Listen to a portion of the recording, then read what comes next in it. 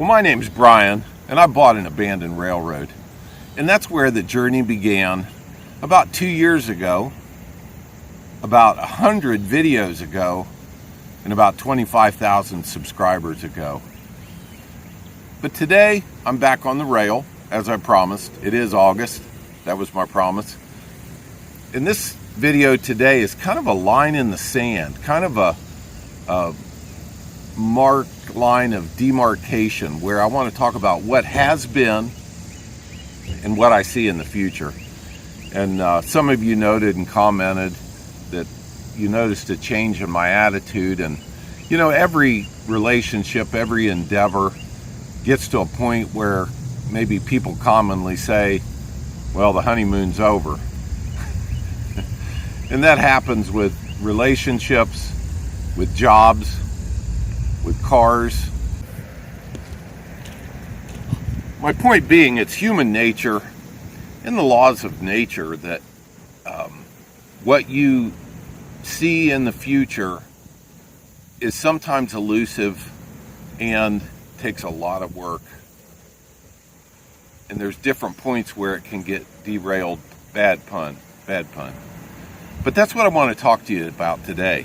The premise of this channel was, can a father and son buy an abandoned railroad, clean it up, fix it up, turn it around, and make a profit? And I always felt like the jury was out on that. Not sure. I certainly approached it with optimism and a lot of hard work. So if I had to answer that question today, I would say probably not. And the reasons for that are the skill sets that would be required to make that happen in two people would be very, very unique. Very, very unique. The other issue is what I'm going to call barriers to entry. And unfortunately, in our society, insurance and regulations, I think, have run rampant, run amok, run off the rails. If you're a politician or a lawyer or a regulator, yeah, I'm talking about you.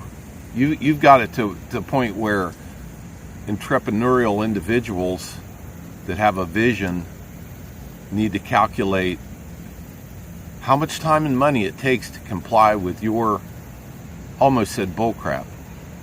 But that's a little salty, so I'll dial it back some.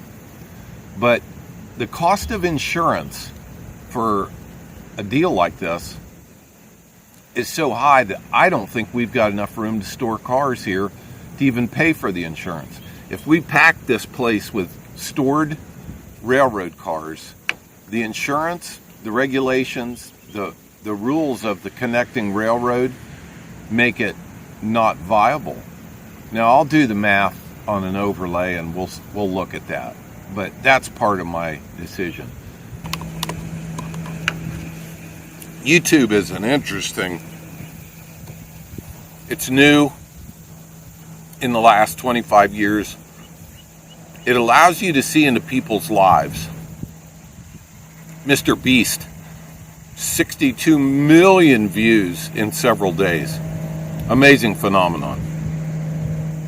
But it also can be edited and manipulated to where you can't be really sure if what you're seeing is real. One of my favorites, have you seen the guy, he cuts the tree and falls the tree. If you're looking this way, he falls the tree between the house and the shed with about 2 inches to spare on either side. And you know what? I'm not sure that's real.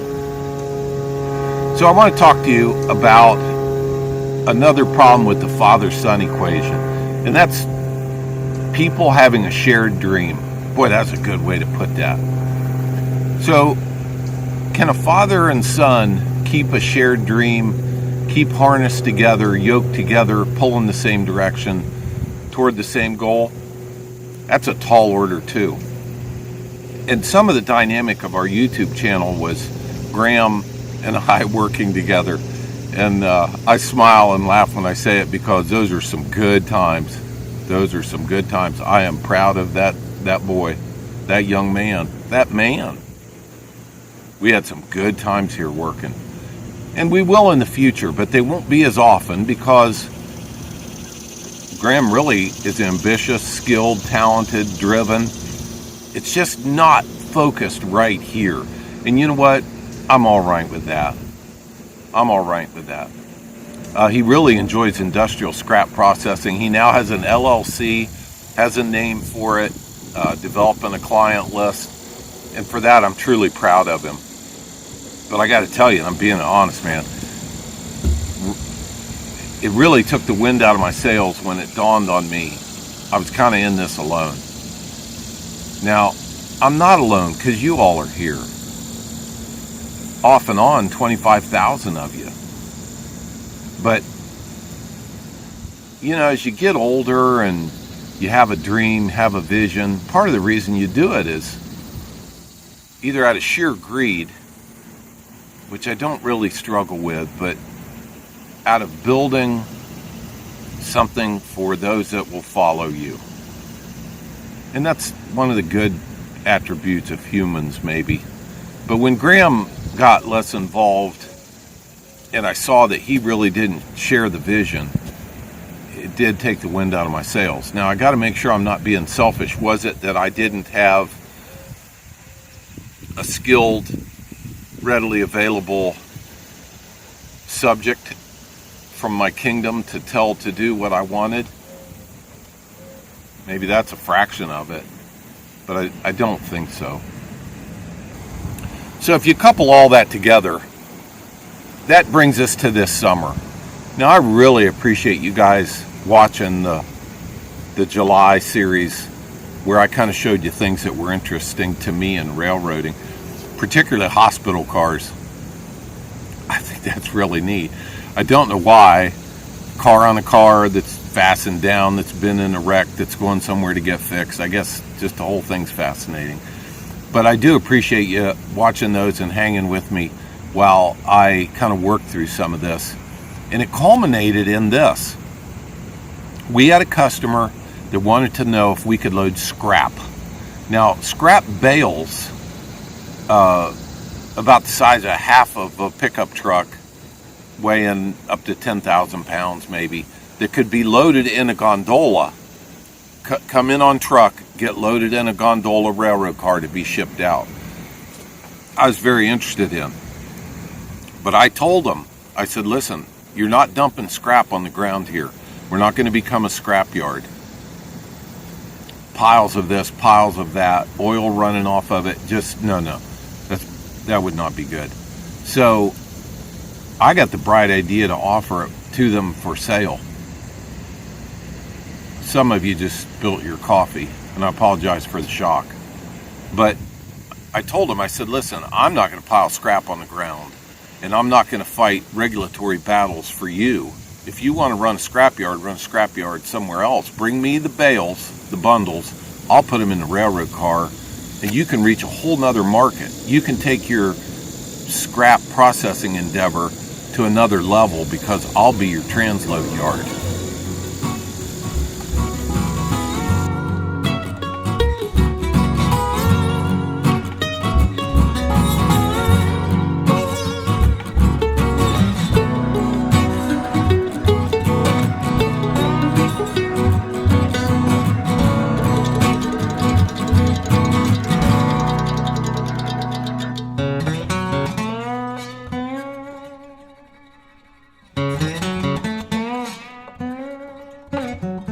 So I told them, I said, if you want to dump scrap on the ground and run this like a scrap yard, and you're sure there's that much money in it, I'll sell you the property. I'll sell you the railroad.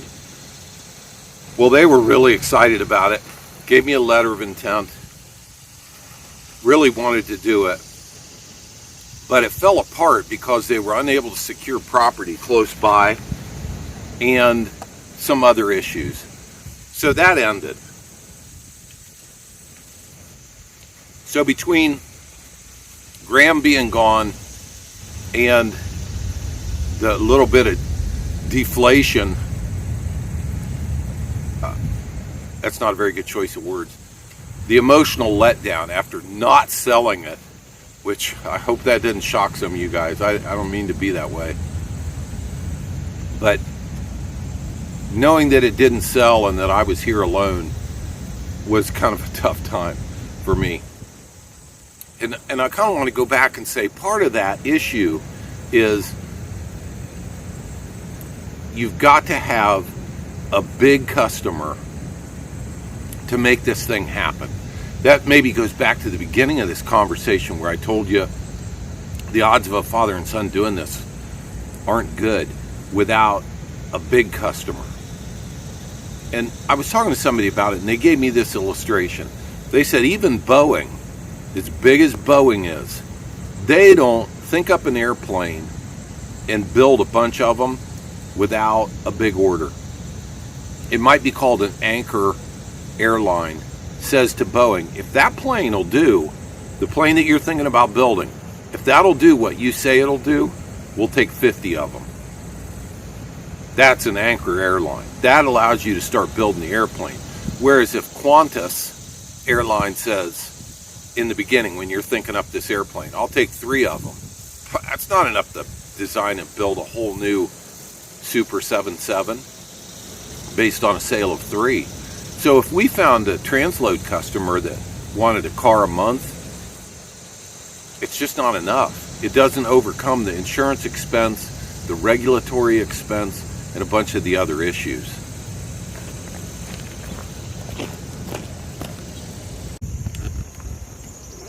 Well, at this point right here, I've enjoyed some victories and some great times.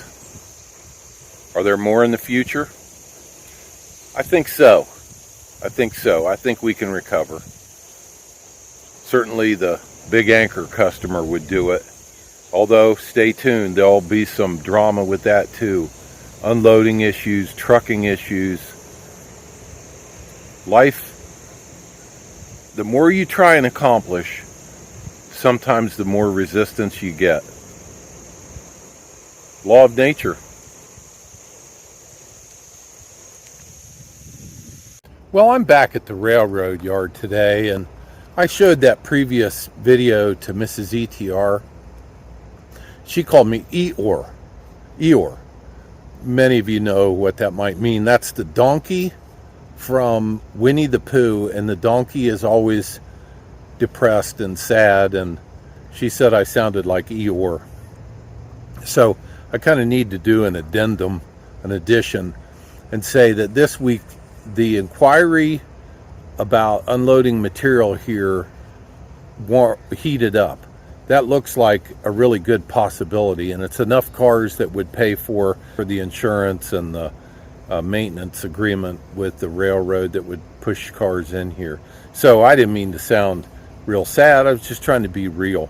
But now I am excited about unloading that material here. It's a bulk material.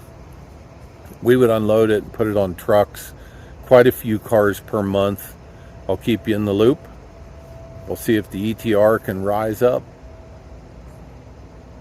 Well, I am back at the railroad yard today for one more installment before I put up what's really going to be an August compilation.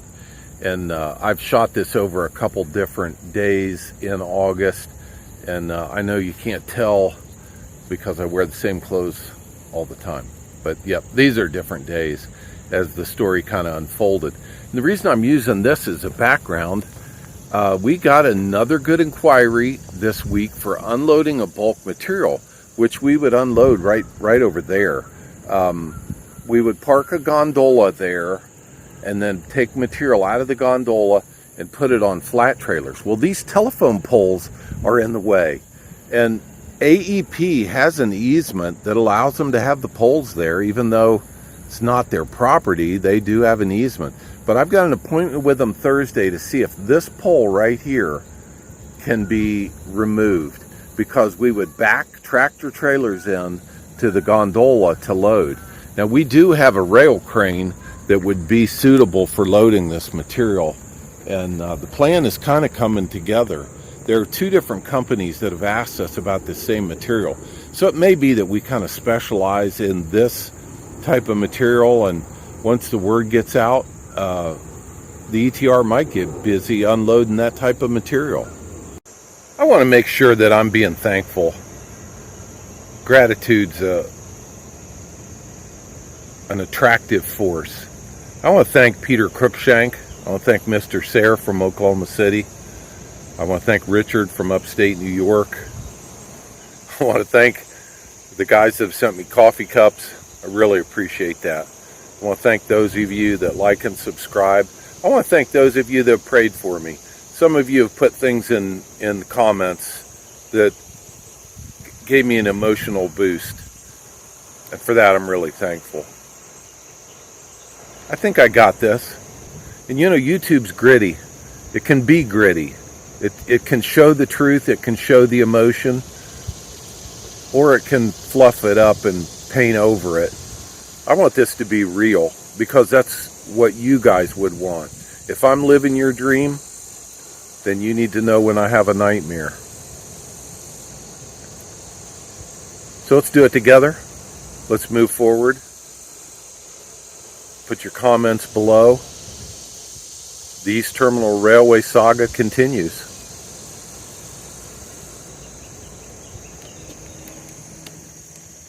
You guys are the best. You've been with me through thick and thin. Thank you, ETR Nation.